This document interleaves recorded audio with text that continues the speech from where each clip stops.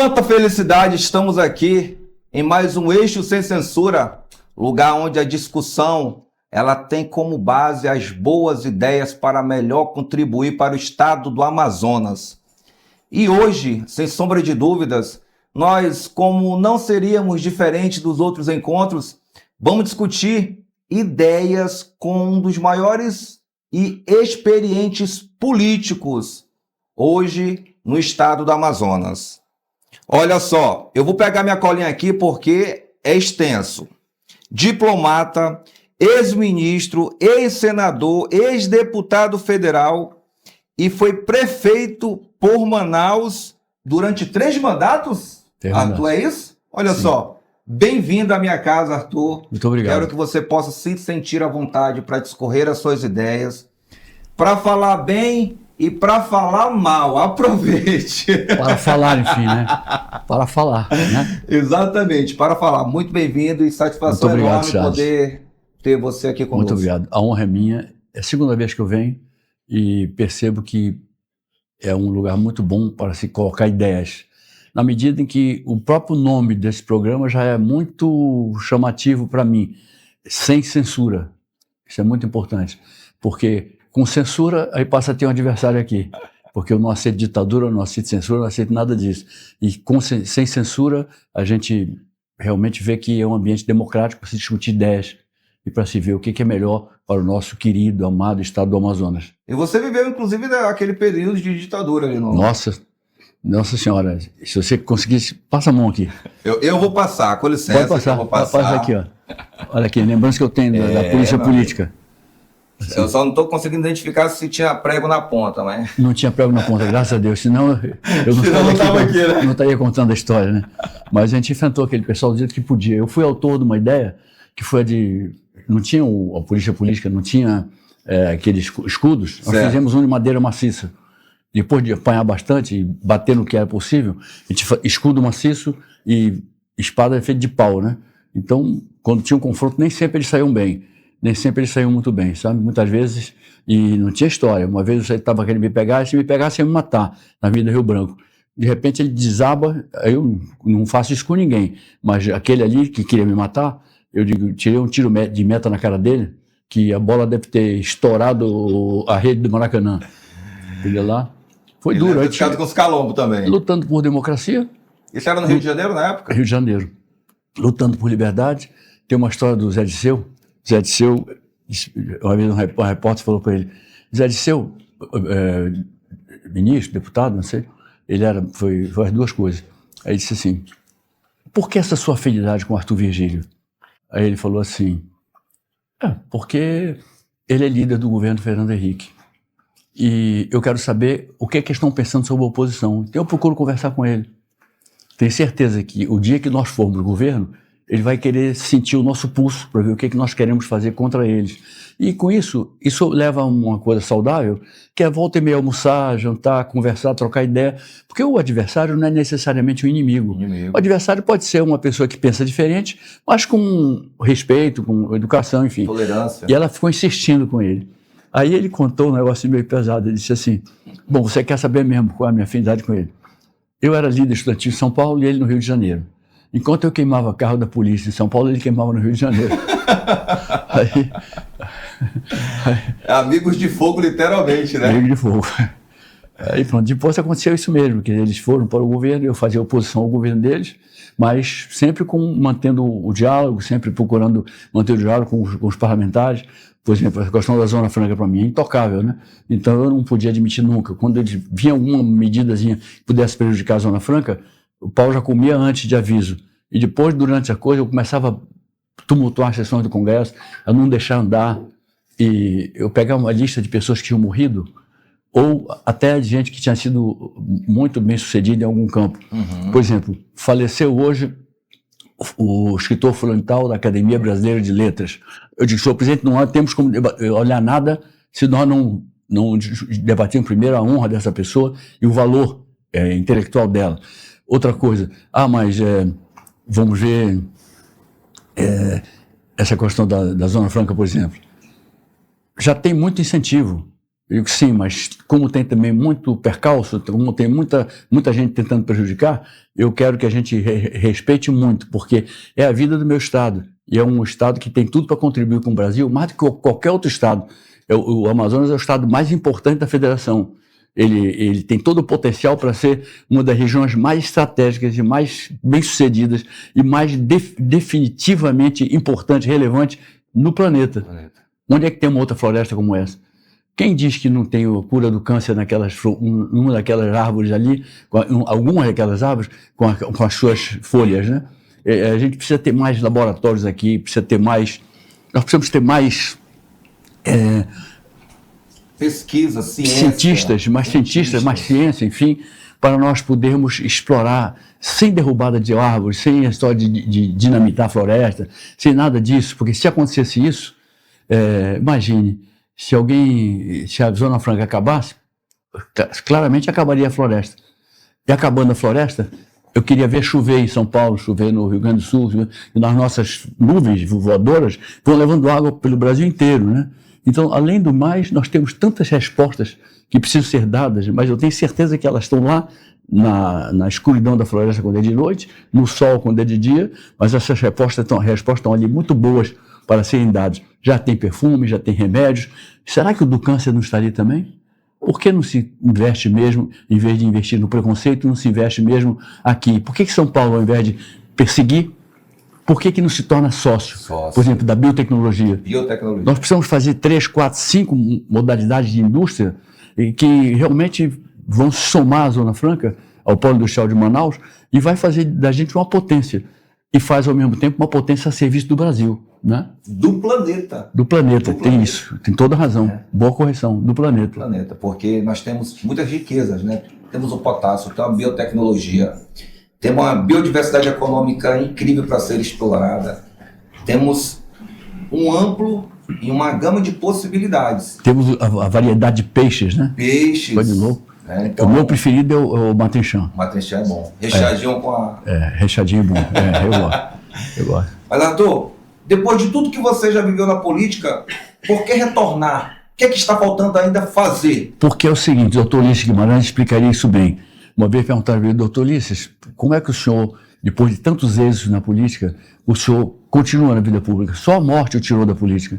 Quando ele insistiu, Dona Mora, esposa dele, e aquele senador de São Paulo, e aliás especialista na questão indígena, senador de São Paulo, meu Deus, eu vou lembrar o nome dele, eles estavam na casa de um amigo do Dr. Ulisses, em Angra dos Reis.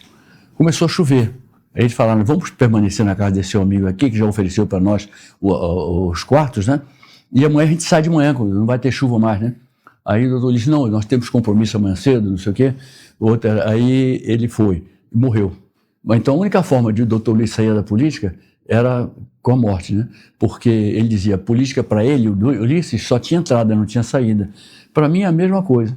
A mesma coisa. Claro que se eu fosse ele, eu teria aceitado o quarto do amigo, deixaria a chuva passar e sairia, né? Era melhor, né? Bem melhor. Bem melhor. E, Arthur, dentro dessa trajetória extensa da política, né? Viveu na ditadura. Eu quero pegar um pouco para escrever aqui uma ordem cronológica de fatos para a gente conseguir compreender como que a mentalidade do Arthur Virgílio Neto se formou durante essa caminhada, essa jornada. Durante a ditadura, companheiros seus que foram companheiros de lutas se tornaram decepção na política em algum momento? Olha, nem tanto, porque nem todos foram para a política, mas eu vi pessoas que foram sacrificadas. Por exemplo, o Stuart Angel. Ele foi morto na tortura em São Paulo, com o coronel, o general Edinardo, se não estou enganado, que acabou sendo demitido no governo da própria ditadura, que entendeu que era demais lá. O presidente Ernesto Geisel, ele foi um ditador também, mas ele conseguiu suspender as torturas em São Paulo. O Stuart Angel, o Manuel Fiel Filho, um operário, eles foram triturados. E o Stuart Angel é filho daquela modista, Zuzu Angel. Uhum. Quer dizer, era uma querida pessoa mesmo. Ali a ditadura era o seguinte, meu pai viu, olha, eles estão implantando a ditadura. Vamos olhar com muito cuidado para o futuro agora, nos avisou. Meu pai fez o primeiro discurso de combate à ditadura. E foi cassado 5 anos depois dele estar instalado. Ele era senador. Você morava no Rio de Janeiro? Morava no Rio de Janeiro. Então, nossa casa ficou 3 meses sob vigilância policial. Só entrava lá em casa se identificasse. E mais, no dia 3 de abril invadiram minha casa. A casa com minha mãe. Meu pai estava em Brasília.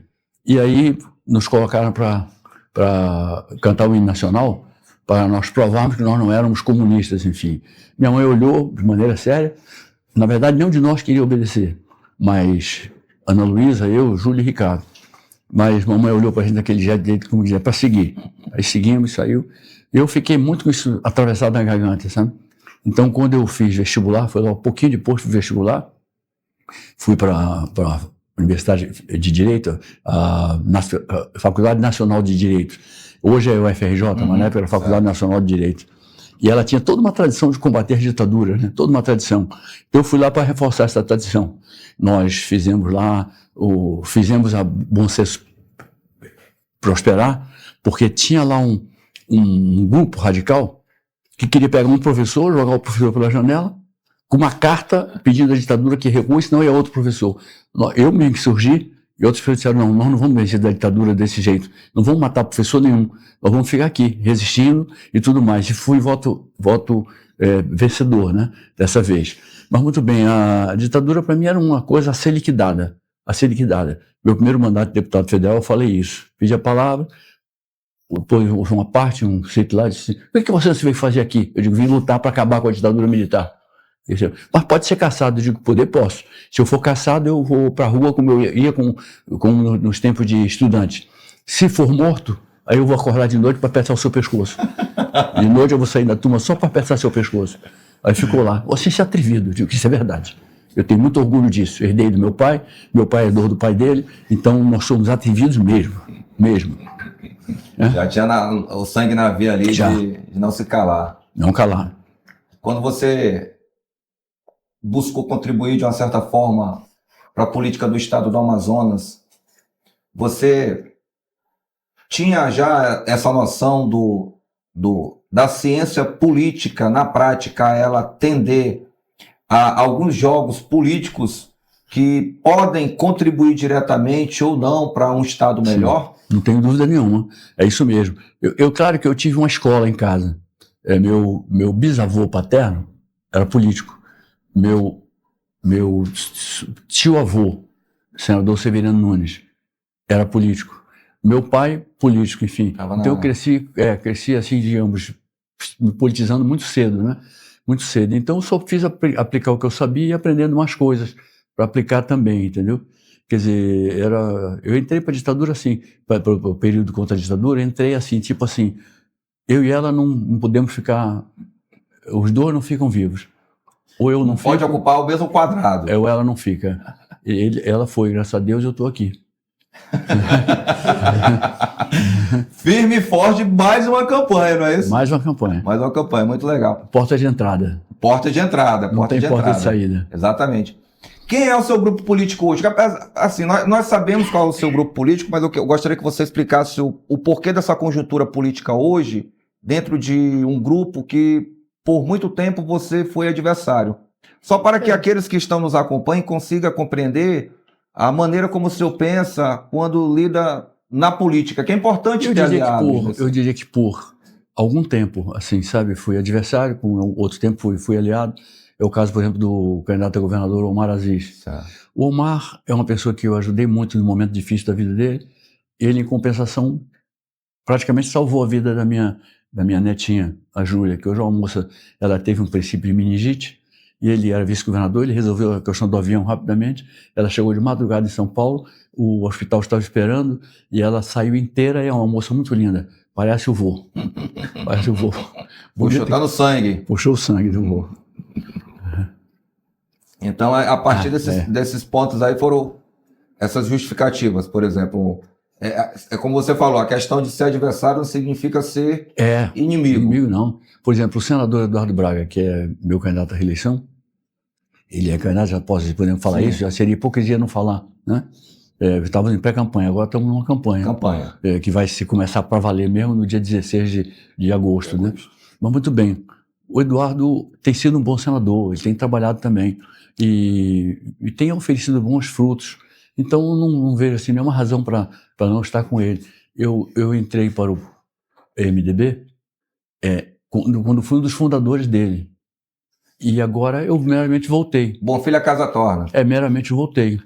Então foi isso. Eu estou muito bem, me sentindo muito bem acolhido e ao mesmo tempo acolhendo muito bem os companheiros desta jornada. Quando você vê aí esses ataques que sempre acontece de um grupo político contra outro, faz parte de uma forma de política brasileira, né? Mas quando você lá atrás assumia alguns cargos públicos, você se sentia de uma certa forma, durante essas brigas, injustiçado, falando, não é isso, cara, para de mentir. Toda vez que eu me sentia injustiçado, eu respondia com o triplo da força. Por outro lado, quando eu não dou nenhuma bola para uma crítica, é porque eu não dou a menor importância para quem está criticando, nem para o conjunto, nem para o conteúdo da crítica, né? Então, quando eu vejo que é uma coisa assim mais séria, eu posso responder de maneira respeitosa ou posso responder de maneira mais dura. Eu tenho, digamos assim, uma espécie de um cardápio para reagir de várias maneiras, né? Se quer... Eu, por exemplo, não gosto de fritura. Então, eu sirvo uma fritura se eu sentir que tem necessidade, muita má fé e que é uma coisa ruim, uma coisa que não constrói, que deseduca, né? E tudo mais. Eu tenho um amigo, eu chamo ele de professor Isaías, que ele me falou uma frase que é o seguinte, falou, Charles, se não fosse na época o prefeito Arthur Virgílio Neto, na época da Covid, Manaus teria passado por uma situação muito pior. Não tenho dúvida, eu tenho muito orgulho daquele momento. Eu mesmo peguei o Covid, eu não fugi de nenhum momento da luta. Inclusive peguei um Covid que cheguei no hospital em São Paulo e fui daqui de avião, né? Fui para lá, me arranjaram o avião, fui. E lá eu perguntei pro médico especializado em infecciologia, o Davi Wipp, eu disse, doutor Davi, eu vivo ou morro? Aí ele falou assim, se o dedímero e um outro indicador, que eu não lembro o nome, melhorarem, vive um tempão. Agora não tem nada a ver mais com o Covid. Mas se porventura eles não melhorarem, a tendência é você ficar numa situação mais crítica. Aí eu recebi a notícia por uma camareira que arranjava o quarto, sempre conversava comigo, e ela disse, poxa, eu vim no avião, vim no elevador com o seu médico, ele estava falando com outro que os seus números estão bons. Aí eu falei, poxa, que bom mesmo. Aí eu falei para ela, a senhora tem que ficar aqui até eu me despedir. Eu me despedi da senhora porque quando eu estiver bem, se Deus quiser. Ela falou, não, o senhor vai estar bem. Ele falou que está muito satisfeito que ele comunicar essa coisa. Ela saiu, 1h30 depois, ele estava lá dentro. Aí disse assim... Ela só adiantou a conversa. Aí eu brinquei, doutor Davi, eu posso adivinhar uma coisa? Ele disse, pode. Eu digo, estou melhor. Ele disse assim, está mesmo, você está sentindo melhor? Eu digo, estou. Não, mas eu tenho uma médica particular aqui, que é a camareira. Ela me disse que eu estou melhor, então ela deve saber o que diz. Ela deve saber o que diz? Não, Arthur. Ela deve saber o que ela ouve. Ela ouve. Se eu não estou enganado, subiu alguém comigo com essa característica, né? Assim, ouvi uma voz, né? E essa voz tinha dados importantes aqui. Dados importantes. E eu acreditei. Acreditei. Arthur, hoje o estado do Amazonas ele vive uma oportunidade, talvez seja o terceiro ciclo de oportunidade econômica do estado. E talvez, dependendo das conjunturas políticas e das decisões, nós possamos definhar pela riqueza que nós temos, parar em mãos que talvez não consiga fazer com que essa riqueza, como nós estávamos conversando ali nos bastidores, ela possa escoar para a educação, para a saúde, que ela possa chegar na turma da periferia, que possa levar uma segurança de qualidade. Quando se fala sobre isso, hoje, numa visão de quem já viveu a política há muito tempo, dependendo do Arthur Virgílio Neto, pelas suas experiências, qual o rumo, quais as decisões deveriam ser tomadas para que nós possamos utilizar como métrica para um caminho correto, um caminho do bem, um caminho onde os benefícios possam alcançar a população, que é o verdadeiro sentido das políticas públicas? Puxa, primeira coisa para mim é a escolha sábia, né, de pessoas decentes que venham com boa intenção, que venham com maturidade e boa intenção. Eu estava hoje falando com você, Charles, e nós vimos que está bem denso o programa de governo que o Omar apresentou. Está bem denso e muito bom. Agora, por outro lado, obrigação prioritária, garantir a permanência e o desenvolvimento da Zona Franca de Manaus, do Polo Industrial de Manaus. Outra coisa, encher o estado de laboratórios e de cientistas para nós trabalharmos o que a floresta pode nos dar.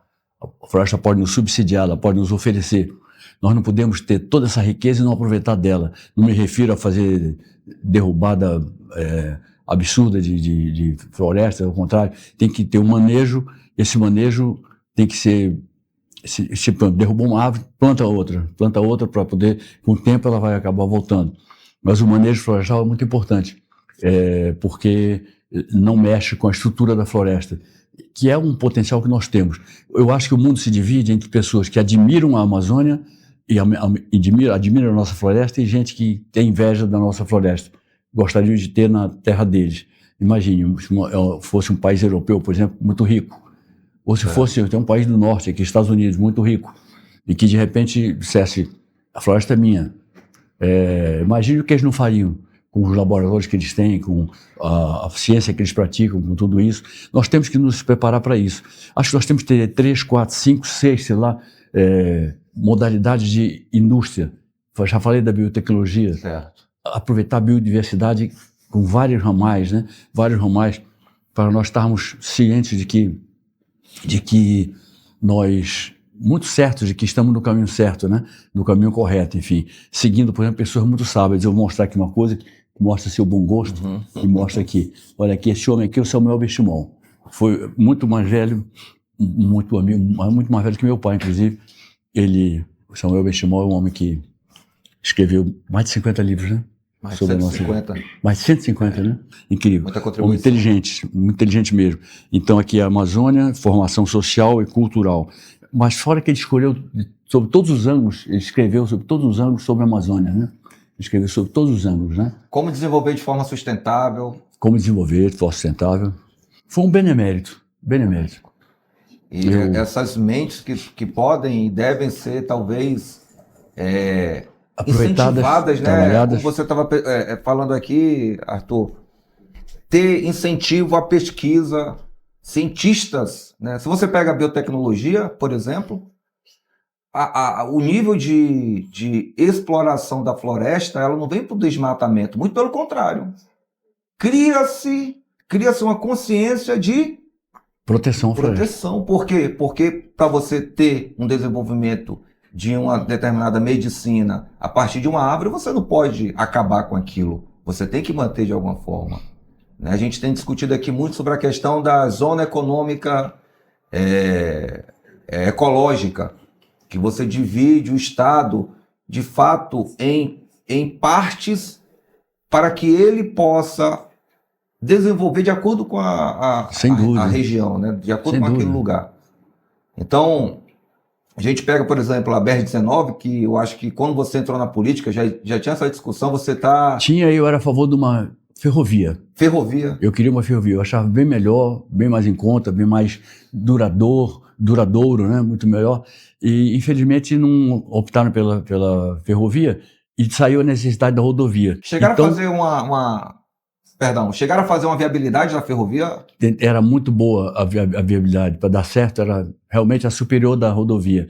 Agora só temos a rodovia, então temos que jogar todo o peso político, pessoal, o que for, para sair essa rodovia que nos liga novamente ao Brasil. Porque nós estamos hoje ligados por balsa, por avião, e não tem. Certa vez eu me lembro que apareceu um rapaz que era senador suplente, assumiu, e eu percebi que ele era uma pessoa muito prepotente. Eu estava falando lá com outra pessoa, ele entrou, resolveu comprar a briga do outro e disse, peço uma parte. Você tem uma parte. Ele disse assim, Vossa Excelência ajudou muito a levar a Ford para a Bahia. Eu digo, é verdade, cumprindo as ordens do presidente Fernando Henrique, ajudei a levar a Ford para a Bahia sim, e a ideia dele era o seguinte, eu vou explicar para Vossa Excelência. A ideia dele era não ficar só beneficiando o Sul e o Sudeste, mas por que não a Ford na Bahia? O governador do Rio Grande do Norte, Olívio Dutra, coitado, eu já vi pobreza de pensamento, mas ali ele bateu o recorde todo. Ele dizendo que ele não queria capital estrangeiro no Rio Grande do Sul. Eu digo, olha, aqui nós somos carentes de capital. Eu quero estrangeiro, se tiver marciano eu quero, se tiver plutoniano eu quero, se tiver mercuriano eu quero capital aqui para investir, gerar emprego, tudo mais. Muito bem, aí ele disse assim, você também ajudou a levar a Ford para Goiás? Eu disse, sim, sem dúvida. O presidente Fernando Henrique novamente me contou comigo para nós fazermos as conversas e chegamos a um bom termo. Isso significava apoio da Bahia para a Zona Franca, significava, estavam gratos, e significava apoio da bancada de Goiás para a Zona Franca, que ficaram gratos também, porque afinal de contas a Hyundai foi para Goiás e a Ford foi para a Bahia. Então, muito bem, eu fico pensando assim, puxa vida, o homem insistia comigo, assim, o suplente senador que estava no exercício do mandato. Ele disse assim, por que você fez isso para 2 estados e não fez uma fábrica de automóveis na sua terra? Eu digo, uma razão bem simples, porque nós não temos a ferrovia, nem temos a hidrovia, nem temos a ferrovia, nem temos a rodovia. Nós temos só o rio. Eu quero dar uma notícia a Vossa Excelência pode acreditar? Pergunte depois para os seus filhos, se tiver pai, pergunte para o seu pai, porque eu não sei como é que se explica cientificamente o que eu vou lhe dizer agora, mas é impossível ter essa fábrica lá, porque carro não sabe nadar. Nós teríamos que tirar o carro nadando. E só um homem forte como o senhor, um homem, a gente está vendo sua pose toda, a sua forma de falar, você é bem capaz de conseguir levar um carro para Belém e colocar na Belém, Brasília o carro. Você pode ir por baixo d'água, eu acredito. Mas, enquanto isso, eu não sou a favor de colocar uma fábrica aqui, porque ela não vai dar resultado. Mas, com a ferrovia, quem sabe? Quem sabe? Com alguma rodovia, perdão, quem sabe? Né? Eu não vejo por que não. Né? Pode ser que sim. Se eu não me engano, a 1364, a 1364, né, que ela liga a Cruzeiro do Sul a Cuiabá. Sim. Se eu não me engano, e a outra que vem lá de São Paulo, não me recordo, ela fazia parte de um projeto muito antigo que era da Transoceânica. Que era exatamente fazer essa transição, que é o que estão querendo voltar agora, chamando de bioceânica, né? Eles estão tentando voltar agora, que os chineses estão tentando emplacar. Qual tipo de política de Estado o Brasil, eu vou pegar agora em questões nacionais, porque você tem muita experiência em Brasília, poderia priorizar para colocar a ferrovia como um dos modais também, não voltados para comércio, mas de cargueiro? Porque a gente pega ali, por exemplo, o estado de Goiás, tem a ferrovia Norte-Sul. Então, que ela cruza o estado para fazer o escoamento para Santos, por exemplo. Em Mato Grosso, eles estão fazendo também da mesma forma. O estado do Amazonas, além de não ter a rodovia, também, além de não ter a rodovia que já existe há mais de 50 anos consolidada, também não tem um projeto de longo prazo de interligar através de uma ferrovia, que é onde faz o escoamento. Quem que é o maior inimigo da Amazônia? Políticos amazonenses ou outras regiões? Tem uma turma aqui que só acha que, olha, tem uma turma aqui que ela puxa a corda para trás. A gente percebe isso com os seguidos ataques, né? E uma coisa incompreensível, né? Eu me lembro desse senador suplente que estava em exercício e ele disse que ele tinha uma escola, no estado dele ele tinha uma escola. Eu digo, pois é, então você podia abrir sua escola mais e ensinar carro a nadar. Aí você não precisa da rodovia nem da ferrovia. Você ensina na sua escola carro, então tem que matricular carros também, né? Matricular automóveis, não é só, né? Ficou aquele clima ali, muita gente rindo, né? E ele, cara amarrado, ele disse, é problema dele. Depois chegou o senador Zé Guilherme e falou para mim assim, ele estava com a cara amarrada. Eu digo, olha, ele rindo com a cara amarrada, ele é muito feio mesmo. É muito feio mesmo. A discordância estava plantada nesse ambiente. Era no plenário? Ele era uma pessoa que estava meio deslumbrado. Ele está ali, parece que 6 meses, uma coisa assim. E, veio titular e a coisa normalizou. Mas ele gostava de uma confusãozinha, gostava que desse confiança para essas tolices que ele falava. Ele queria, como você fala hoje na moda atual, lacrar. Ele ia lacrar, ia lacrar. E ele lacraria se ele conseguisse ir nadando com o carro, ele conduzindo o carro por baixo d'água, levando esse fôlego que ele tinha todo para falar besteira, ele teria que ter muito fôlego para chegar até Belém, na Brasília, despejava o carro, ele próprio podia dirigir também, né? Era tão bom. Eu ver esse sujeito teria que ter muita paciência, hein, senador? Teria que ter muita paciência para ouvir esse sujeito. Eu tive paciência. Agora ele não teve muita paciência para me ouvir. Não vou lhe apartar mais, eu digo, graças a Deus, Deus é grande. Deus é grande. Arthur, de acordo com algumas pautas que você tem tratado além da Zona Franca, o que você percebe que consegue contribuir diretamente para as necessidades do estado do Amazonas hoje, por exemplo? Como assim? Vamos supor, você tem defendido muito, falado muito sobre Sim. a Zona Franca. Quais outras pautas você vai colocar como carro-chefe das suas discussões enquanto deputado federal? Olha, em relação ao nosso estado, por exemplo, as diversas possibilidades de indústrias novas aqui, tremendas, importantes para o mundo, né? Eu digo 3, 4, 6 que podem nascer havendo bom entendimento. Por exemplo, eu falei uma vez para o Paulo Scaff, que se dá muito bem comigo, é presidente da Fiesp, Federação das Indústrias do Estado de São Paulo. Eu disse para ele, Paulo, em vez de vocês entrarem com essas ações todas as vezes, e não vão conseguir nada, porque nós temos a proteção constitucional, vocês entrarem com isso, criando uma situação de antipatia de um Estado para o outro, por que você não entra como sócio da gente? Por que vocês não fazem São Paulo, que tem tanto dinheiro para investir na biodiversidade aqui nossa, investir na biotecnologia aqui conosco? Por que não faz isso? Por que essa teima? Por que essa teimosia? São Paulo, o Rio Grande do Sul não é beneficiado pela Zona Franca. Ceará também não. E o Pará, que é nosso vizinho, também não. Mas São Paulo é. São Paulo é muito beneficiado. Tem empresários pequenos e médios, industriais, que se tornaram grandes aqui. Isso é verdade. E nós temos muita gente que trabalha nas indústrias aquelas que contribuem para dar insumos para o polo industrial, que por si só é um bom agente tecnológico, um bom agente de tecnologia, né? Então eu entendo que nós temos muita coisa para fazer, muita coisa mesmo. E nós temos tudo. Quem olha assim, a impressão que eu tenho, eu tinha um professor, ele era inglês, ele me ensinava inglês quando eu estava fazendo concurso para o Instituto Rio Branco e entrar para a carreira de diplomata, né? Ele chegou para mim e disse, Arthur, você já pensou no que o seu estado e a sua floresta podem representar para o mundo? Eu digo, eu penso muito nisso. E estava conosco também aquela grande geógrafa, Becker, o nome dela, eu esqueci, ela faleceu há muito tempo, Becker é o outro nome dela, mas geógrafa fantástica mesmo. E ele está lá, esse homem conhecia a Amazônia como pouca gente, e ele conhecia de livros, ele conhecia de uma visita que ele fez aqui.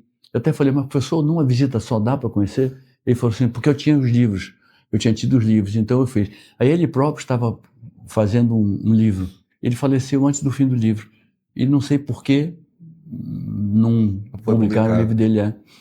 Muito bom professor, muita gente boa, e ele uma vez falou para mim assim, por que eu queria ser diplomata? Eu falei assim, porque eu admiro muito a carreira, vai me dar a possibilidade de fazer muita coisa boa pelo Brasil, e ao mesmo tempo vou conviver com outras culturas, o que vai me ajudar a ajudar a cultura daqui. Ele disse assim, mas engraçado, eu sinto que seu futuro mesmo é a política. Aí eu disse, mas por quê? Ele disse assim, porque quando você fala com muita ênfase, me dá a impressão de que você não está prestando conta de uma pergunta, você está discursando. E exatamente inaugurando uma estátua. Que você fala assim, porque aí vai, vamos inaugurar a estátua mais, né? Vamos inaugurar mais estátuas, né? Se cada estátua significar um passo de progresso, vamos inaugurar umas 500 mil, né? Se a gente puder. E trazer essa experiência, né, que a gente está falando aí de uma vida inteira como um homem público, senador. Então, o Amazonas só tem a ganhar com pessoas que têm a intenção de contribuir, de desenvolver, de auxiliar de alguma forma. Teve algum momento da sua carreira que você deixou de ser menos ideologista, menos emocional e falou, não, a política, o caminho não é esse não, é esse outro aqui. O senhor lembra desse ponto de interseção? Lembro. A maturidade vai chegando, né? Então eu hoje posso dizer assim com muita tranquilidade, eu não tenho nenhum preconceito contra quem se diz de esquerda, contra quem se diz de direita. Agora, eu mesmo não sou de esquerda, nem de direita, nem de bola, nem de reboladora, nem de cambola, nem de nada. Não tenho nada a ver com isso. Eu sou tudo e nada ao mesmo tempo.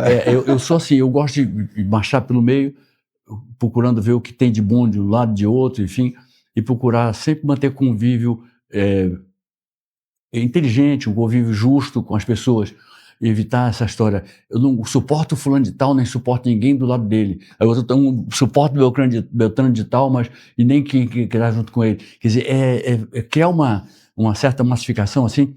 Quem está lá não presta, quem está aqui presta. E o outro pensando a mesma coisa. Então fica essa polarização que aqui para nós é medíocre, né? É bem medíocre mesmo. Totalmente. Né? Você fica no campo de superficialidade. Ninguém verdade. Ganha no fundo, né? Bem medíocre, né? Ninguém ganha no fundo, né?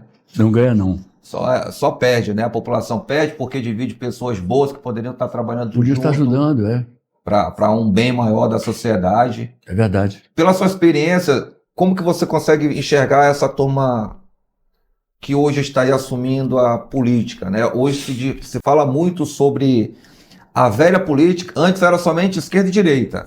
Aí agora levaram o tom para falar é a velha política e a nova política.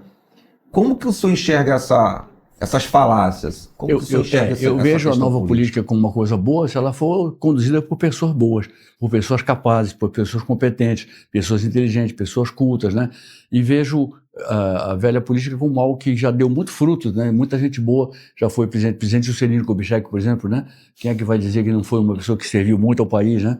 E por outro lado, na velha política na Inglaterra, Winston Churchill. Quem é que serviu mais à Inglaterra do que Winston Churchill?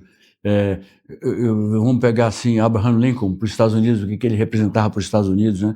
Tudo isso. Então eu tenho muita vontade assim de ver. Eu ia falar ainda agora, você me lembrou agora, mas estávamos tratando de outro assunto. Quando eu me lembro que ferrovia e rodovia, né? Uhum.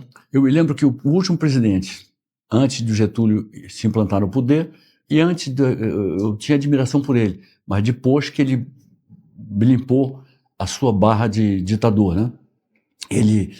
O Estado Novo dele durou 8 anos, se não estou enganado. 8 anos. Terminou em 45, né? Em 46 teve eleição nacional, né? 45 o senhor estava nascendo, né? Estava nascendo. Nasci no dia 15 de novembro desse filho da Segunda Guerra Mundial, praticamente, o início da Guerra Fria. Como o pessoal diz, um baby boomer. Um baby boomer. Baby boomer, né? Cheguei, né? Enfim, aí é o seguinte, o último presidente da chamada República Velha, Washington Luiz, ele dizia, governar é construir rodovias. Aí, eu desde cedo aprendi que governar era construir rodovias, ferrovias, era você não ficar só numa dessas matrizes, né? Então, imagine se a gente tivesse um país mais ferroviário do que o Brasil. O Brasil, seguidas vezes, preteriu a opção da ferrovia, né? Aqui mesmo, nós já falamos sobre isso aqui mesmo na Zona Franca, né? Aqui mesmo em Manaus, no Amazonas, aqui mesmo. Eu acho que quem criticava o Washington Luiz tinha razão. Não é só governar, é fazer boas rodovias, mas mais coisas, é fazer boa ciência, é fazer boa política, é fazer boas medidas para a educação, para a saúde, para a ciência, para a tecnologia. E governar é também fazer ferrovias. Nós somos muito pobres em ferrovias, muito pobres. Imagina, a gente chega hoje e vê, eu tenho uma filha que é casada e ela mora com o marido e com 2 filhinhos na Espanha. Ela, nas férias dos meninos e nas férias dela e do marido, eles saem sempre de ver para o resto da Europa. Então, é barato, eles vão de trem, rapidamente chegam em tudo que é lugar, curtem, né? Vão dando uma boa educação para os meninos. Eu tenho o Henrique, que é um garoto que tem 19 anos, filho dela, e tem um que tem 10, vai fazer 11. Esse outro é assim, uma figura... fenomenal. A figura é fenomenal. Ele, por exemplo, disse que foi na casa... Eu vou contar uma coisa, que ele é criança, né? Ele chegou... Ele se tornou amigo do Vini Júnior, porque o pai dele trabalha com futebol. E tem até a gente da seleção brasileira, né?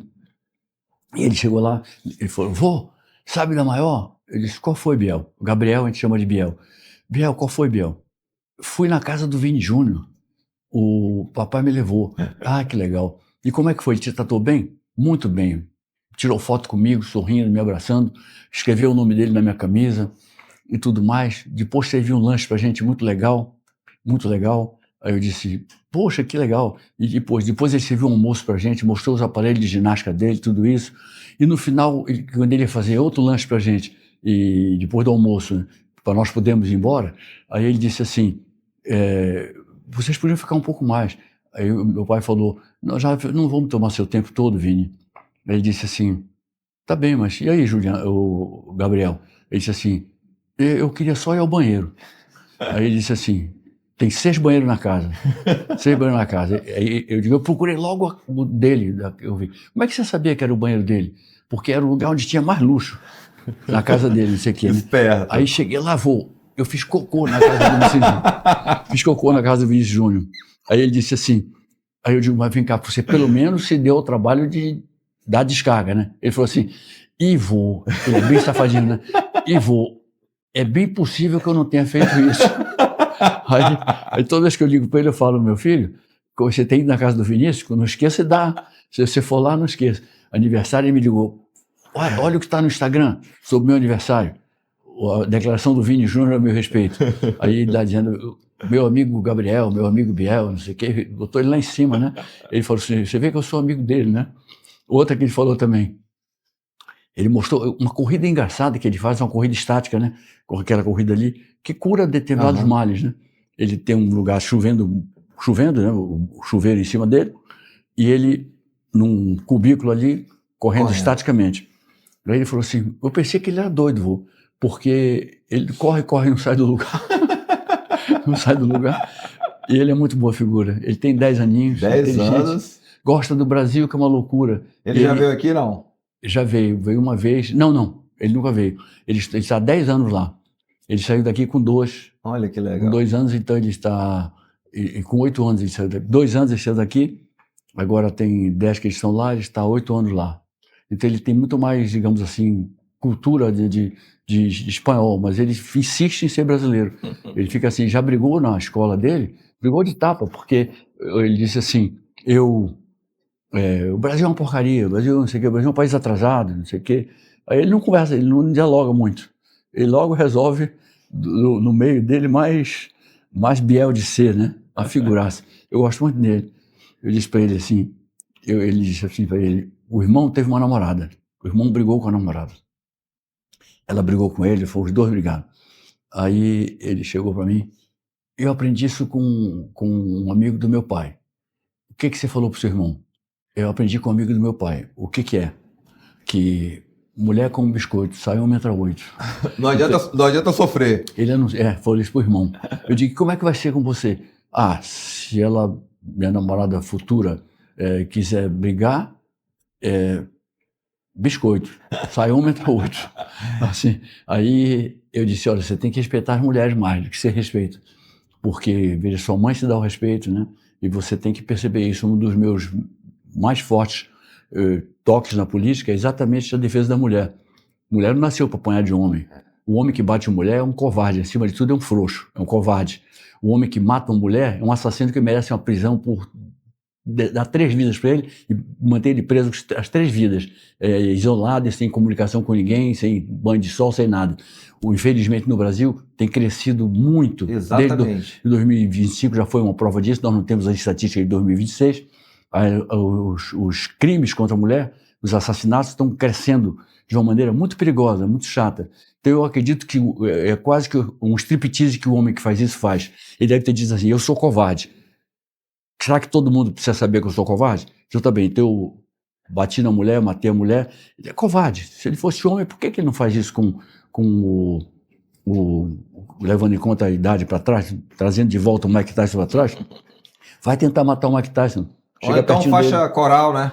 Faixa vermelha. A minha faixa vermelha, né? A minha vermelha. É a última. A última. Como eu digo sempre, a faixa dos velhos já, né? A velha do pessoal que já... Daí é a aposentadoria, né? Arthur, você falando sobre a questão da violência contra a mulher, eu estava com a impressão, eu não sabia, eu estava na dúvida se era porque nós estávamos trabalhando mais com mídia e tinha mais acesso a essas informações, ou se de fato esses números tinham crescido, né? Mas de fato os números cresceram substancialmente de violência contra a mulher. No seu ponto de vista político, e falando-se de política de Estado, a legislação falha. O que está falhando? O que falha para diminuir essa... A legislação precisa endurecer. Já começa no espancamento e termina no assassinato, né? Porque eu entendo que as mulheres têm galgado posições cada vez maiores, eu torço muito por elas, porque na medida em que elas começam a legislar mais, a ser mais numerosas, elas vão poder equalizar isso bem, porque arquivar de vez aquela história de que mulher vai ficar na cozinha. Mulher pode ficar também como presidente do Brasil. Eu não gostei da gestão da presidente Dilma Rousseff. Gostei do fato de uma mulher ter sido presidente, mas não ela. Ela em si era uma infelicidade. Ela estava muito mal acompanhada com o ministro da Fazenda dela, que era o Guido Mantega. Guido Mantega, coitado, Guido Mantega, ele convenceu a baixar os juros, e nem parece que ele é um doutor em economia formado por uma universidade americana. Ele estava errado. Ele baixou os juros porque quis. Ela baixou porque era bondosa, com certeza. E o juros não se baixa porque se é bondoso, nem se baixa porque se quer. Se baixa quando as condições todas macroeconômicas estão postas para você poder fazer isso, né? Muito bem. Então, ela e o Mantega passaram por um vexame terrível, porque depois tem que aumentar os juros outra vez, e aí fica aquela desconfiança do investidor. Como é que eu vou investir num país que baixa os juros porque quer e não espera que as condições todas estejam postas? Né? É claro que é para baixar juros, mas tem que criar as condições para ser uma baixa de juros que beneficie a economia e não que piore a situação da economia, enfim. Então, eu digo assim, tirando uma coisa interessante que você vai rir, com certeza vai rir. Eu disse, presidente Fernando Henrique, eu estava jantando com ele uma vez, eu, presidente, como é que o Guido Mantega virou doutor em economia, ainda por cima em inglês? Aí ele falou assim, olha, você sabe que eu sou professor de várias universidades, fui professor de várias universidades pelo Brasil, pelo mundo inteiro, mais um mundo desenvolvido, né? Ele disse assim, então, coisa que eles sempre valorizam é o trabalho conjunto. Então, ele, boa praça, boa pessoa, fica ali, pode até não ter colaborado com muita coisa, mas põe a assinatura dele ali. Põe a assinatura dele, e aí isso aí significa um 9, um 10. Se ele fracassar numa outra prova, já tem uma média. 7, 6, né? Ou 8, sei lá o que faz. Aí, depois também, todo professor que dá aula de doutoramento, né, dá aula de pós-doutoramento, ele não está preocupado em ficar sabendo se o fulano cola ou não cola. Ele acha que o mercado é que vai contratar ou não uma pessoa que fica colando, que não quer aprender de verdade, né? Então, eu, por exemplo, saía da aula e dizia, fique aí, consultem livro, façam o que vocês quiserem fazer. Então, um podia conversar com o outro e dizer, o problema é de vocês. Se vocês não fizerem direito, vocês vão perder como profissionais. Se vocês fizerem direito, vocês vão se afirmar como profissionais. Isso assim, Arthur, em suma, o Guido Mantega, ele deve ter ficado muito, enquanto fazia o programa, o trabalho de grupo, ele deve ter ficado ali muito tempo sentado, né? Colaborando no que ele pudesse. E também, na hora que estava nas provas, demorava muito ali e ficava sentado também. O que eu posso lhe dizer, ele era uma pessoa sarcástica às vezes, muito bem-humorada também, e muito irônica, né? Ele falou assim, o Guido Mantega, com certeza ele virou doutor em economia, usando muito mais o bumbum do que a cabeça. Ficou sentado o tempo todo. Fica aí a fantasia, né? Alguma capacidade ele tinha. Alguma capacidade ele trabalhou. Então, vai ver, ele sentou no lugar certo, meu amigo. Ele chegou uma vez para mim, estava no Senado, ele chegou e disse assim, você veio aqui para me espetar. E digo, não, quem está vindo é Vossa Excelência. Eu sou daqui, quem está vindo aqui é Vossa Excelência. Eu não estou aqui para espetar, pode fazer perguntas que, enfim, esclareçam a sua visão econômica e tudo. Então, aqui pronto, ele disse assim, no país que Vossa Excelência mais admira, eu digo, qual é esse país? Ele disse, Estados Unidos. Eu digo, você está enganado. Você está completamente enganado a meu respeito. Eu respeito muito a cultura europeia. Eu morei na França, eu respeito muito o que eles fazem, enfim, a Inglaterra. Tem tantos países assim, Portugal mesmo, tenho um respeito por Portugal, já servi como diplomata em Portugal, então não vejo isso. De onde que você se tirou? É porque havia uma certa discrepância entre a política que os Estados Unidos praticavam na época e a política que era praticada pelo governo do presidente Lula. Se não me engano, o primeiro ou o segundo governo, não sei, não lembro qual foi, dos dois.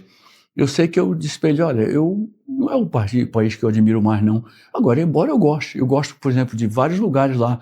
Eu gosto de Washington, eu gosto de tem um lugar que eu quero lembrar o nome agora, que é um lugar que só tem gente inteligente, é uma coisa impressionante. Faz tempo que eu não vejo lá. E é um lugar incrível. Quando eu vejo um grande intelectual desabrotando, aparecendo assim, eu quero saber se ele é dessa cidade ou não. Município não, porque é incrível como eles são capazes, sabe? Eles são capazes. Então aí ficou naquela história lá. Aí ele pegou e falou assim, bom, o que vocês acham da minha gestão? Podem falar com franqueza, com o ministro da Fazenda. Eu disse, ministro Manteiga, eu acho que Vossa Excelência está fazendo uma gestão. Aí ele disse, mas só isso? Eu digo, só. Eu não quero adjetivar. Se eu adjetivar, eu vou perder a sua amizade. Então eu não quero adjetivar. Vamos deixar só no substantivo, na gestão. Não vou dizer que tipo de gestão que Vossa Excelência faz. Assim, Vossa Excelência é aquela pessoa que fica furando a gente, né? Até a gente gritar. Eu digo, não, mas não grite, por favor. Eu não quero furar nada em Vossa Excelência, não quero furar nada. Eu quero simplesmente que Vossa Excelência fique seguro de que Vossa Excelência é uma pessoa simpática. Conheci Vossa Excelência me apresentou sua esposa, conheci Vossa Excelência bem, mas temos divergência de ideias, seja no campo econômico, seja no campo político. Enfim, então tem um momento em que Vossa Excelência fica aqui conversando conosco, é um prazer, e tem um momento que Vossa Excelência fica no seu canto e nós no nosso. E tem momentos em que a gente puxa Vossa Excelência para o combate, porque Vossa Excelência, como todo ser humano, Vossa Excelência é um grande ser humano. E ser humano, acho que todo ser humano pode errar e ser perdoado. Então Vossa Excelência merece perdão, até um certo ponto. Eu gosto até do senhor, mas me dá muita justificativa para falar mal, né? É uma boa frase. Essa eu não tive ninguém que chegue a dar para mim para ter dito assim, né? Você estava falando do seu neto Biel, e me veio aqui em mente uma frase que eu ouvi o Cláudio Barbosa, que é um jornalista que acompanhou por muito tempo o Amazonino. Bastante meu amigo. Falando sobre a palavra utilizada pelo amazonino, a autofagia, de que o amazonense tem uma autofagia, uma forma de autodestruição, de não valorizar e não reconhecer aquilo que tem dentro de casa, aquilo que pode ser exponencializado enquanto cultura, enquanto indivíduos, enquanto sociedade. Você, né, atuou no Executivo Municipal, atuou em Brasília, e eu fico imaginando você passando... Por mais que o Manteiga não tenha sido um bom ministro, mas tinha uma formação. E hoje nós temos como ministro da Economia o Haddad, que não tem nenhum tipo de formação econômica nesse aspecto. O Haddad já é candidato a governador de São Paulo, né? Mas não tem, ele passa distante da economia. Exatamente, ele estava como ministro da Economia. Economia. O que está no lugar dele me parece bem mais efetivo do que ele. Eu tenho observado assim, de distância. Os movimentos. Sim, os movimentos. Os movimentos. Eu acho assim que nós temos uma capacidade criadora grande aqui no Amazonas. Eu sempre achei, nossas festas são bonitas, nós temos essa descendência indígena, né? Eu tenho um orgulho disso, Lá em Brasília, meus amigos mais ligados assim, me chamavam de índio branco, né? Eu digo, olha, que legal, eu não faço nenhuma questão de ser branco, mas faço questão de ser índio, né? Então, eu acho que nós somos bastante criativos. Eu procurei dar muita expressão para a nossa Secretaria de Cultura e Turismo, né? Eu sempre acho que a gente tem que cultivar o turismo, cultivar a cultura, né? Nós temos uma cultura bonita, uma cultura muito bonita aqui. Eu gosto muito, eu sou apaixonado pelo meu estado, apaixonado por Manaus, apaixonado pelo Amazonas, tenho um amor realmente real. Isso me faz ficar aqui. Tive convite para ser candidato a deputado ou senador por São Paulo, não quis nem uma coisa nem outra. Qual ano? Rio de Janeiro. A última coisa foi pouco tempo atrás. Legal. Rio de Janeiro, o Fernando Henrique queria que eu fosse candidato a prefeito do Rio de Janeiro, disse que daria para ganhar, inclusive. Eu disse, mas não dá, presidente, eu tenho um compromisso muito forte. Eu compreendo, você tem essa coisa que eu acho boa, você consegue não ser bairrista, e consegue ser uma pessoa muito aferrada a desenvolver o teu estado. Isso aí eu compreendo bem e aceito sua explicação. Porque digamos que eu ganhasse, eu ia começar uma outra vida lá. Uma outra vida lá. Não sei, olha que eu morei lá, estudei lá, fiz diplomacia lá, mas depois trabalhei como diplomata em Brasília, né? Mas eu sou daqui. O chamado é aqui. O chamado é aqui, eu sou daqui, é aqui que eu quero prestar contas dos meus atos, é aqui que eu quero realizar as minhas propostas, enfim, e a partir daqui beneficiando o Brasil. Não é só aqui, é beneficiar a partir daqui, a partir de eu trabalhar muito equilibradamente por aqui, estar sabendo que eu estou prestando também, sempre que eu posso, para o Brasil, para Rio de Janeiro, para São Paulo, para o Paraná, para Acre, para Pará, eu não faço distinção. Eu gostaria de poder ajudar todos, desde que eu consiga ajudar aqui o Amazonas. O Amazonas não pode ser perseguido como ele tem sido com essa história da Zona Franca, a partir de compressão dos paulistas que poderiam ser nossos sócios e estão querendo ser nossos algozes. Não conseguem ganhar na justiça e não aproveitam para ganhar dinheiro, sim, trabalhando conosco e montando as indústrias que podem ser montadas aqui na Zona Franca, e aqui além da Zona Franca, montar aqui na nossa terra, a partir das riquezas que dá para ser retirado da floresta. É uma coisa impressionante. Nós temos tudo, temos terras raras, nós temos, nossa senhora, temos uma perspectiva medicamentosa na floresta, incrível, né? Nós temos uma possibilidade enorme de fazer um papel assim muito bonito para a humanidade, né? A maior reserva de potássio, que pode atender 45% do mercado nacional, que hoje é totalmente dependente do mercado do Canadá e da Alemanha. Uhum. A terceira maior reserva de nióbio. Então nós temos muita riqueza, muita riqueza. E uma riqueza mal gerida, ela pode se tornar uma riqueza que não vai ter nenhum tipo de impacto. Que se torna uma riqueza pobre, né? Uma riqueza pobre, exatamente. Você é uma pessoa formada, culta, se preocupa nas palavras e da forma como elas serão colocadas. Eu assistindo muitas das vezes a Câmara Municipal, eu vejo que muitos daqueles que eles sobem na tribuna têm dificuldade de conjugar verbo, de falar de uma maneira cognitivamente objetiva. Na Assembleia Legislativa, nós temos uma forma de fazer política, outra também, dentro do seu aspecto de ver, esse aspecto de quem já viveu em diversos cenários. Você acha que a política, os políticos, e não falo da política porque a política ela é fenomenal, falo dos políticos que hoje formam esses grupos, você acha que nós temos uma qualidade inferior da política no estado do Amazonas? Acho que tem pessoas boas, tem pessoas que precisariam, digamos, de ter mais atenção para essa questão da formação política, né?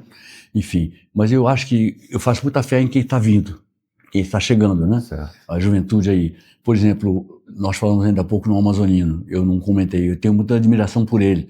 Fui adversário dele um bom tempo, depois fomos muito amigos, e ele fez uma coisa boa, que complementou um trabalho que foi do meu pai, o senador Arthur Virgílio Filho. Meu pai fez a UFAM, foi dele o projeto que deu na Universidade Federal do Amazonas. E o Amazonino fez a UEA. Qual é a ideia que meu pai tinha? Uma ideia parecida com o que o Amazonino tinha. A ideia do meu pai era, vamos botar uma trava nesse negócio de o Amazonas ser fornecedor, ser exportador de cérebros. Vamos preparar os nossos cérebros aqui dentro mesmo, né? Essa era a ideia do meu pai. O Amazonino pensou a mesma coisa, complementando a ideia do meu pai. Então, hoje você pode dizer o seguinte, fulano de tal resolveu estudar não sei onde. Ótimo, ele entendeu que era assim, achou que era muito atraente o ensino que estão fazendo nessa determinada universidade. Ele foi para lá, no Brasil ou fora do Brasil.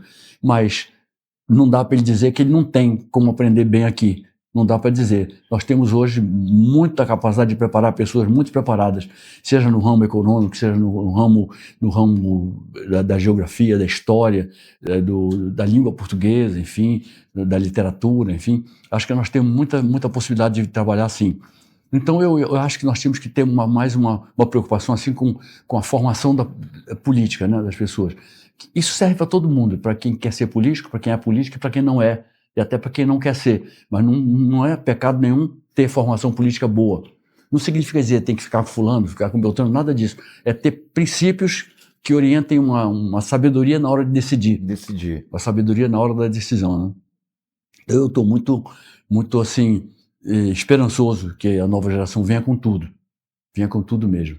É um nível de compreensão, parece que o menino já sai da barriga da mãe, já vem cabeludo, já começa por aí, né? Que antigamente os meninos já vinham tudo carequinha, hoje já vem tudo cabeludo. Né? Às vezes eu escuto uma turminha conversando lá no condomínio, um grupo de meninos de 10, 12 anos, é uma conversa filosófica, que eu falo, meu Deus. Então eu acho que esse é o caminho, né? Essa nova geração que está vindo aí para tomar essa nova frente, para essas novas decisões, eu tenho essa esperança. Novo nível de consciência, né? Eu tenho essa esperança, sabe, Charles? Eu tenho essa esperança, porque eu vejo possibilidades. Você sabe que um dos meus sonhos era ver a implantação aqui de uma escola de preparação para a carreira de diplomatas. Nós poderíamos ter muitos embaixadores aqui, poderíamos ter muitos diplomatas aqui. Quem fosse vocacionado, quem não é vocacionado, escolhe outro ramo. Engenharia, escolhe medicina, escolhe advocacia, escolhe arquitetura, escolhe o que quiser. Mas tem também aquele que é vocacionado para a diplomacia. Eu me sentia vocacionado para a diplomacia, mas é claro que acabou havendo a supremacia da política e da defesa do meu Estado acima da própria diplomacia. Mas eu procurei ser um bom diplomata enquanto eu estava lá. Depois me aposentei, né? E costumei ser, o tempo inteiro fiquei ligado lá, porque mandatos viravam uma licença sem remuneração. E quando eu estava sem mandato, eu podia perfeitamente estar lá. Procurei ser um bom diplomata e fiz bons amigos lá, muito bons amigos. Alguns não estão mais aqui, outros estão muito aqui. Pessoas de outra geração, antes da minha, muita gente pode não estar aqui, mas gente da minha geração ainda está, e gente de geração abaixo está também muito. E eu creio que o Brasil já teve uma diplomacia melhor. A de hoje eu acho muito falha. Eu não gosto da diplomacia do atual governo, não gostava da diplomacia do governo anterior. Eu acho que eles perdem muito se cotejados com certas diplomacias realmente profissionais de países que, por isso, são talvez bem mais desenvolvidos, né? Bem mais desenvolvidos que nós. Mas eu gostaria que aparecesse alguém que dissesse, olha, quero investir nisso, fazer um curso de preparação à carreira de diplomata, inclusive com palestras de diplomatas do Brasil inteiro, eventualmente até diplomatas que servem no Brasil, chamar para fazer uma palestra aqui, discutir a questão amazônica, por exemplo, né? E tudo isso. E eu tenho uma pessoa que eu acho que pode comprar essa ideia. É uma pessoa que eu posso comprar essa ideia. Eu vou conversar com essa pessoa e vou expor para ele, porque eu acho que é uma coisa muito nobre, legal. Né? Muito nobre, muito legal mesmo. E eu vejo, fica muito difícil para uma pessoa sair daqui, pagar. Olha, minha mãe não teria como pagar minhas aulas. Minha tia Finoca, que tinha um cartório, ela ganhava muito bem. A tia Josefina Rosa de Castro, tia Finoca. Era uma outra mãe para mim, né? Eu tive, aliás, minha mãe, tive minha tia Anitta, minha tia Finoca, a Dadia, que foi criada pela minha mãe, outra mãe também. Mas a minha tia Finoca pagou todas as minhas aulas particulares, todas. Todas as minhas aulas particulares, eram aulas caras. Minha tia pagou todas. E ela queria ver isso, eu acabei sendo aprovado, fui aprovado na primeira tentativa que fiz, né? Que tem gente que fica 1, 2, 3 tentativas. Acho que decaiu um pouco o nível dos cursos, decaiu um pouco. Abriram a porteira. Era bem mais exigente hoje, abriram um pouco a porteira, é verdade. E o que eu estou sentindo é reflexo da diplomacia. Eu não concordo, não é que eu não concorde, eu não vejo uma expressão muito forte no atual ministro das Relações Exteriores, o Jeker, Mauro Jeker Vieira. Eu não tenho, me dou bem com ele, falo com ele, fiz questão de coordenar uma ida dele, uma aprovação dele no Senado, tive a maior questão de fazer isso. Eu não acho que ele seja figura com o tipo, né? Com todo o entorno dele indicando para o caminho de ser chefe da chancelaria, né? Ser chanceler-chefe, ser o nosso ministro das Relações Exteriores. Acho que podia buscar gente melhor. Tinha o Paulo Tasso, que já faleceu, tinha o Rubem Barbosa, que está bem vivo, deve ter 90 e tantos anos, está bem vivo o Rubem Barbosa, grande figura, grande pessoa, grande ministro, grande figura, e tinha tantos outros, tantas pessoas outras assim que vamos pensar num grande diplomata que está muito longe da nossa percepção hoje, pelo tempo que ele já partiu, Puxa, eu vou dizer que é o nosso querido Rio Branco, o querido Barão do Rio Branco. Ele sabia fazer e sabia negociar como ninguém. Ele negociava tanto na paz quanto negociava assim. O Acre queria ficar conosco, a Bolívia queria ficar com o Acre. Aí ele fez uma negociação que os métodos não foram talvez os mais recomendáveis, né? Mas ele negociou com a Bolívia com o exército brasileiro atrás. Foi assim a negociação. Aí isso era bom. Então fica foi a livre, espontânea pressão. Fica com o Acre logo, porque foi livre, espontânea pressão. Eu só falo que foi trocado por um cavalo, né? Tu já ouviu essa história, né? Que não, na negociação colocaram o cavalo no meio. Não, vou te dar tanto e mais um cavalo, cara. Então agora eu quero. Aí o Acre ficou... Então levante as mãos pro céu, se o cavalo é de raça, né? Se o cavalo fosse de raça, levante as mãos pro céu. Deputado, muito bom, senador, aliás, Arthur Virgílio Neto. Eu quero só verificar com quanto tempo de gravação nós estamos. 1h06. Nós já estamos, então, nos direcionando para os momentos finais. Você sabe que eu fiz uma cirurgia na vista e depois eu cauterizei já, mas está custando fica formando um líquidozinho. Aí fica, será se o frio também... Não. É mais o ar. Também, se fosse água quente, também secava. Próxima vez eu vou deixar nessa temperatura boa do Amazonas. Não, essa tá boa sim. É que a luz também, é verdade. Se eu for abrir mão do ar-condicionado da luz, eu tô perdido. Arthur, eu quero muito agradecer a sua vinda aqui conosco. Eu já falei isso enquanto as câmeras estavam desligadas, mas eu quero aqui falar isso em público, que você é uma das pessoas que eu olho pela sua capacidade de oratória, sua capacidade cultural. Você é um exemplo para aqueles que estão vindo aí, seja ele na política ou para qualquer outro ramo da vida, porque a comunicação ela é a base para transmitir ideias. E você fez muito bem isso enquanto senador, enquanto deputado. Eu assisti diversas vezes você na tribuna e a forma como eram colocadas. Eu não sei quem que escrevia aquela... Geralmente quem que escrevia? Era você que... É quase tudo improviso. É? Quase tudo improviso. A não ser quando eu tinha que citar dados de economia, aí eu mesmo fazia. Entendi. Muita capacidade. Embora a gente tenha no Congresso a gente tenha uma boa assessoria, né? Boa assessoria. Muito bom. Quando se trata para o ramo do direito, eu sou bacharel em direito, mas já não sou um especialista. Então aí já não é a mesma coisa, que eu não tenho a mesma facilidade quando se trata de história, se trata de economia, se trata enfim. Agora, a política externa, por exemplo, é uma coisa que eu consigo dominar bem, né? Consigo dominar bem e só lamento que a nossa política externa não esteja funcionando tão na ponta dos cachos como ela poderia ser, como ela já foi. E deveria, né, senador? Porque, veja, nós vivemos agora em um país, um planeta totalmente conectado e globalizado.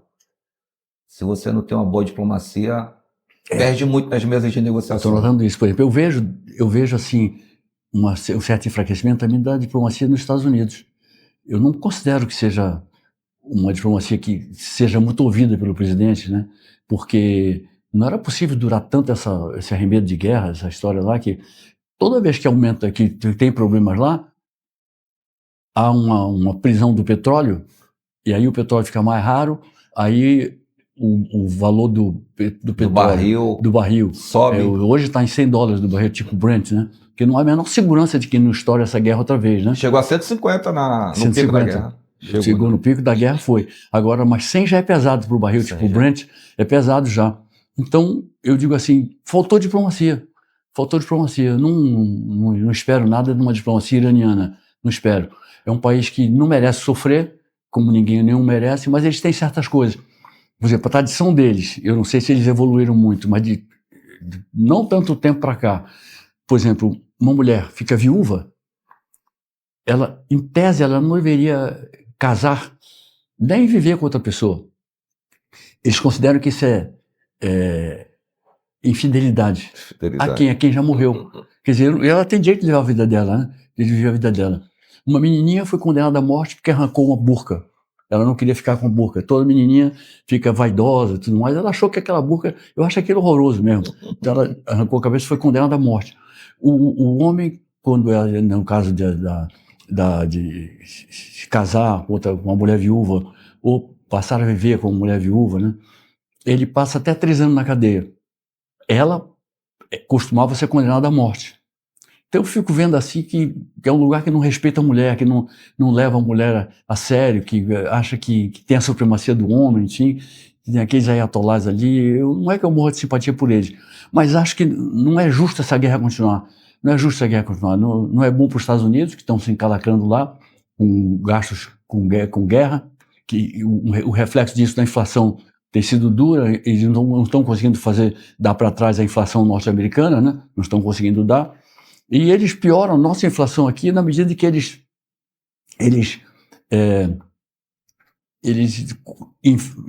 nada inflaciona mais do que, por exemplo, o preço da gasolina, o preço do diesel, né? E dos seus derivados. É, né? Porque a cadeia é muito grande. A cadeia é muito grande, enfim. Então, eu vejo assim uma coisa,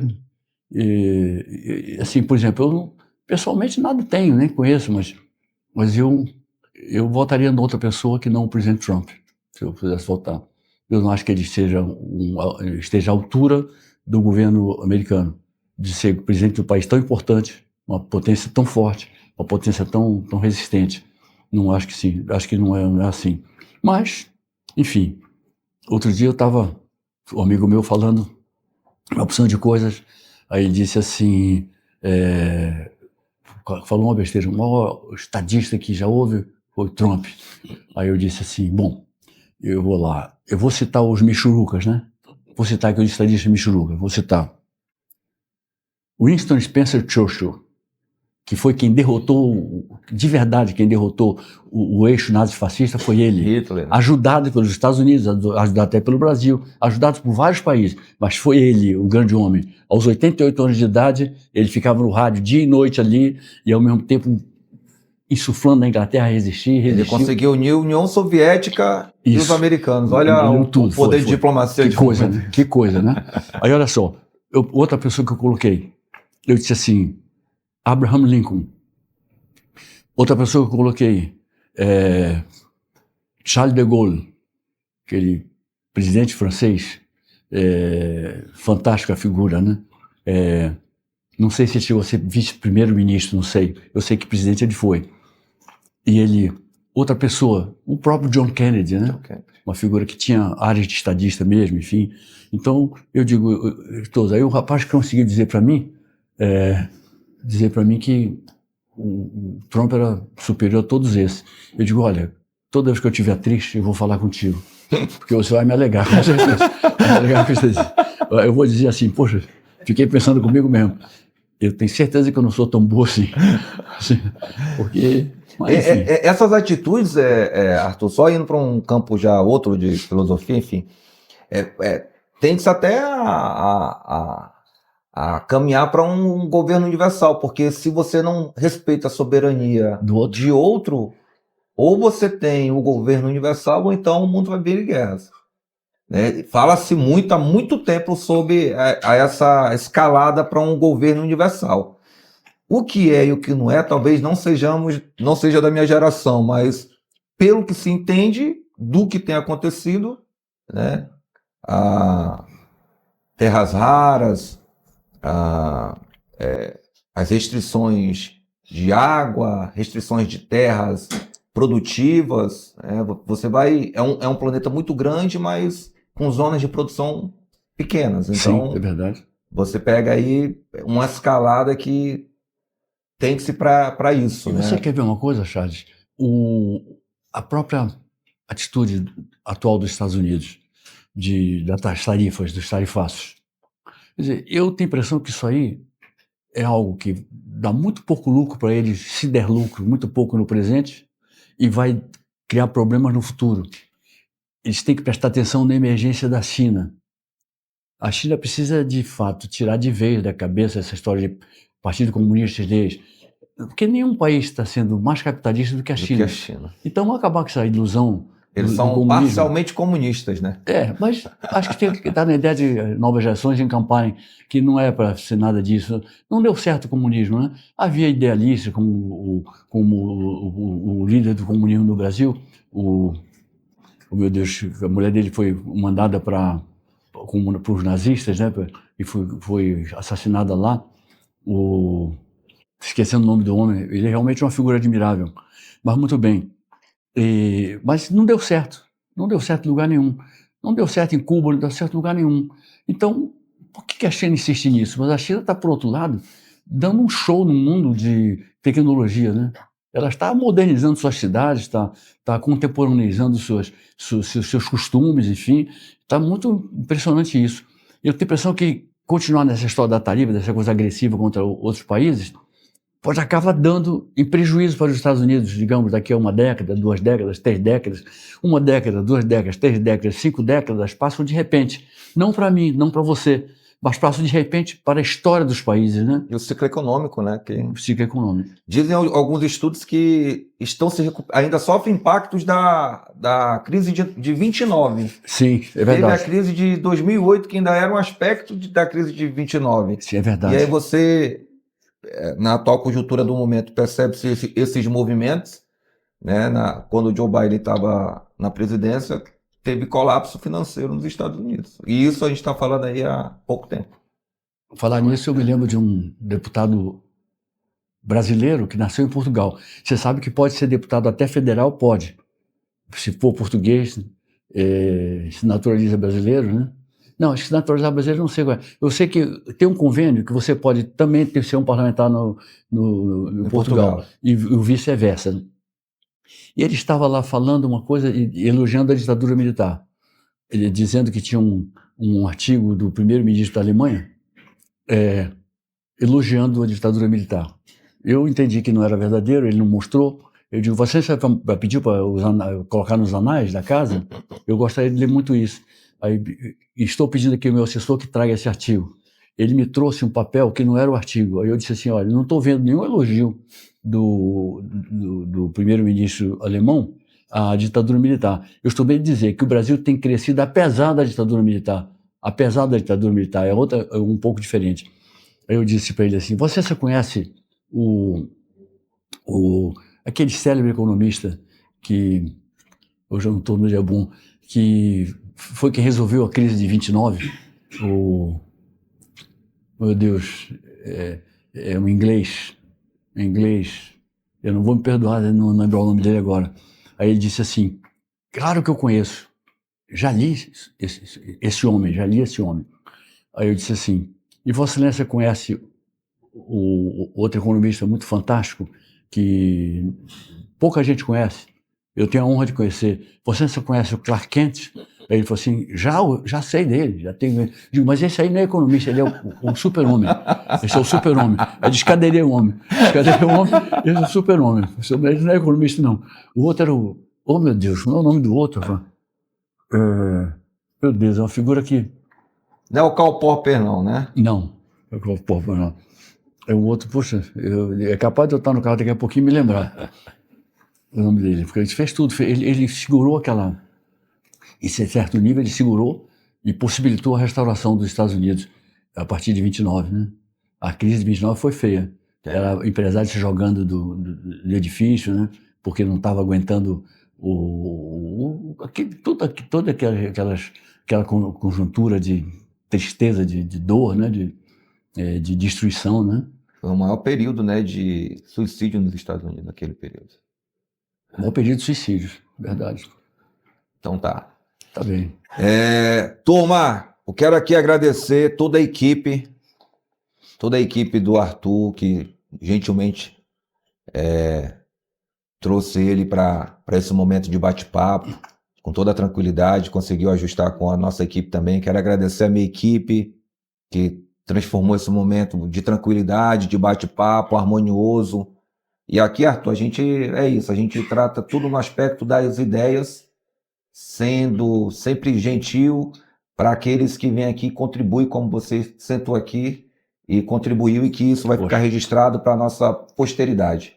Eu fico muito grato de poder ainda estar aqui registrando de alguma forma esse momento com você. Gratidão pela sua vida. Eu quero que você aproveite este momento, Arthur, senador, e possa se utilizar para conscientizar os eleitores, conscientizar aqueles da nova geração que estão vindo, que não conhecem o Arthur, mas que podem conhecer a partir do seu legado deixado aqui no estado do Amazonas. Sim. Fico muito orgulhoso com essa opinião que você tem a meu respeito, fico muito orgulhoso mesmo. E devo dizer o seguinte, que se o eleitor não for consciente, o voto dele termina dando. Se for acompanhado da maioria, o voto dele termina dando em desastre. Se for consciente, termina dando em lucros para o país, para o seu estado, para a sua cidade. Então, é um fato. O eleitor é responsável. Por exemplo, o eleitor vota no fulano de tal. Ele tem que acompanhar o mandato que ele está exercendo, assim, não é com má fé, mas é com dureza, para ver se está realmente correspondendo bem, ou se não está correspondendo, se é uma coisa de fancaria, ou se é de verdade algo que valeu a pena para ele repetir o voto outra vez, repetir outra vez e mais outra vez, enfim. Eu queria, sabe, Charles, dizer que eu fiquei muito impressionado com a sua condução, a forma como você conduz, o que não deixa de ser um debate, mas você conduz essa coisa de um jeito elegante, que você é uma pessoa elegante, de um jeito elegante. E eu quero agradecer também ao pessoal que está aqui, está o nosso compadre, como é o nome dele? É o João. O João está ali na operação. Na operação, está toda a equipe daqui, eu já estive aqui uma vez na parte... Na outra vez que você esteve aqui, você deu entrevista na outra mesa ali. Final da manhã, não foi? Foi. Aí eu queria também agradecer aos telespectadores, aos que estão aí acompanhando, seja também vai para redes sociais, né? Enfim, eu agradeço a todos que leiam ou que tenham ouvido essa fala e que tenham ficado até o final, né?